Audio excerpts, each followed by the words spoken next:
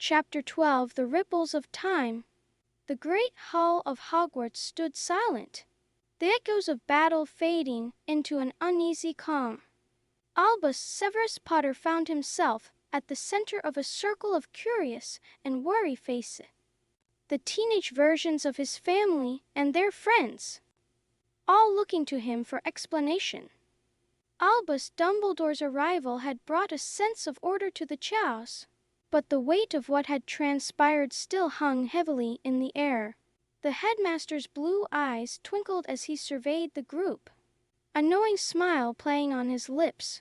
"Well," Dumbledore began, his voice gentle yet commanding attention, "it seems we have quite the tale to unravel. Perhaps we should adjourn to my office for a more private discussion."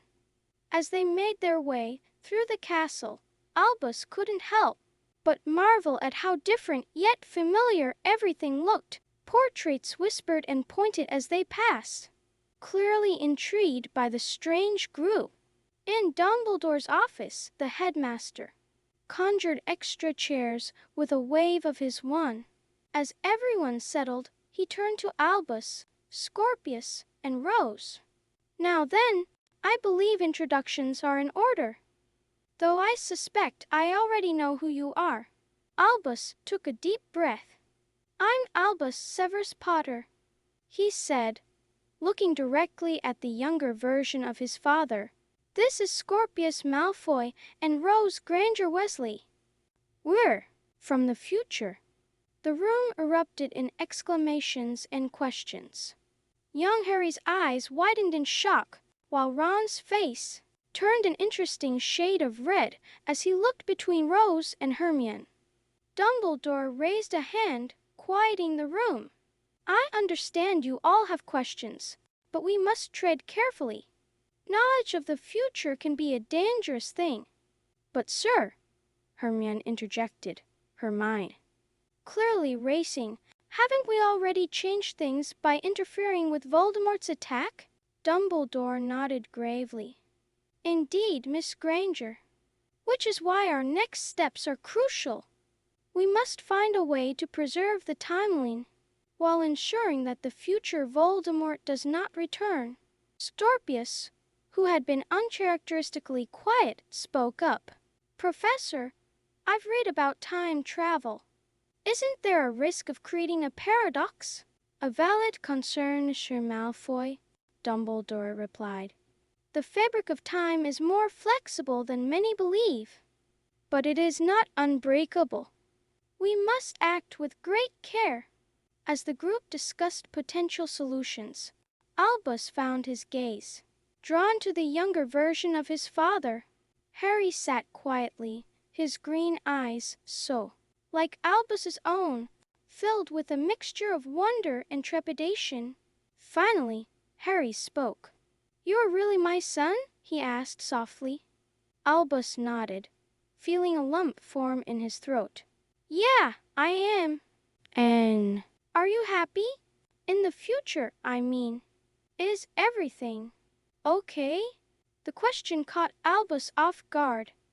He thought about the arguments they'd had, the pressure he'd felt living up to the Potter name. But he also thought about the love and support his father had always given him, even when they didn't see eye to eye. "It's not perfect," Albus admitted.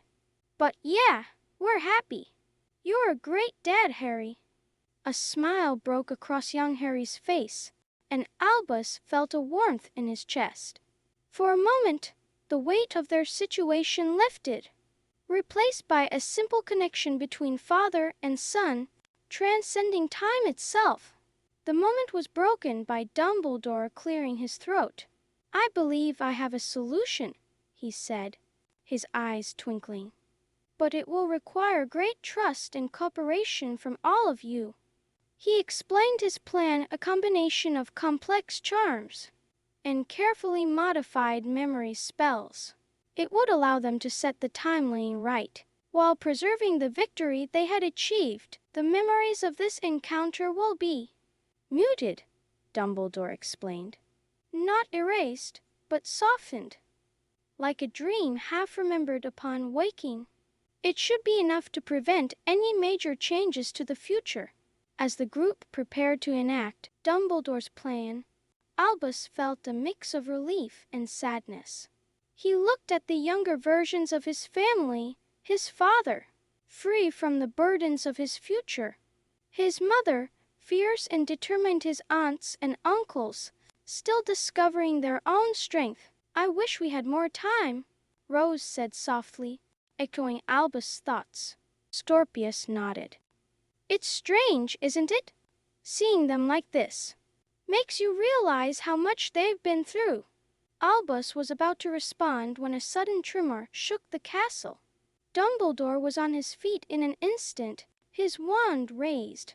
"It seems our time is shorter than we thought," the headmaster said grimly. "The disturbance in the timeline is growing unstable. We must act now." What followed was a flurry of activity.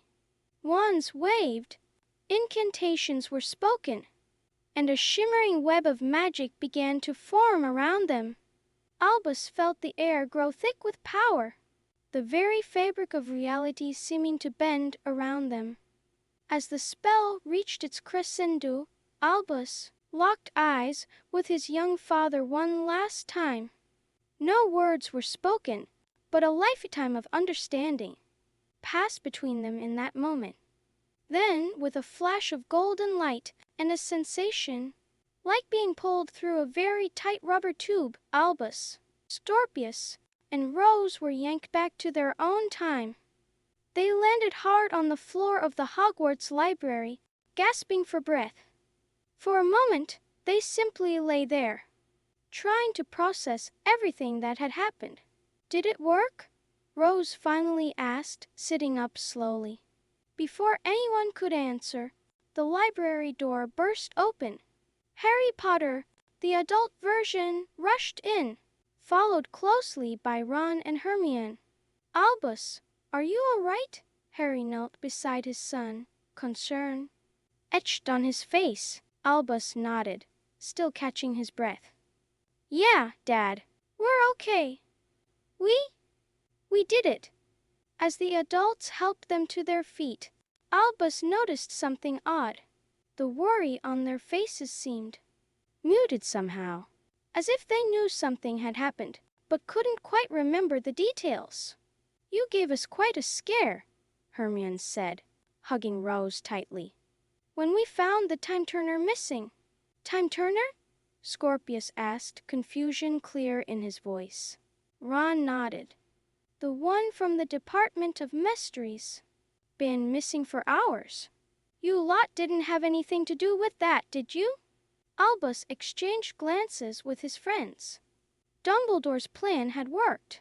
The timeline was preserved, the future Voldemort defeated. But the details were hazy in everyone's minds. Everyone except for them. "It's a long story," Albus said finally. "But I think everything's okay now."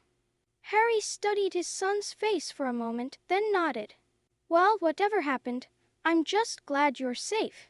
All of you," he added, including Scorpius and Rose in his gaze. As they made their way out of the library, Albus felt a strange mix of emotions. They had faced incredible dangers, changed the course of history, and come out the other side. But now, they were the only ones who truly remembered. "So what do we do now?" Scorpius asked quietly as they walked. Albus thought for a moment, then smiled. "We live," he said simply. "We take what we've learned, the strength we've found, and we move forward."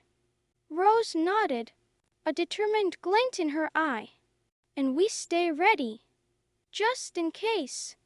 As they stepped out into the sunlight, Albus felt a sense of peace settle over him. The future was uncertain, as it always had been. But now, he faced it with a new understanding of his place in the world, of the legacy he carried, and of his own strength. Whatever came next, Albus Severus Potter was ready, and he wouldn't face it alone.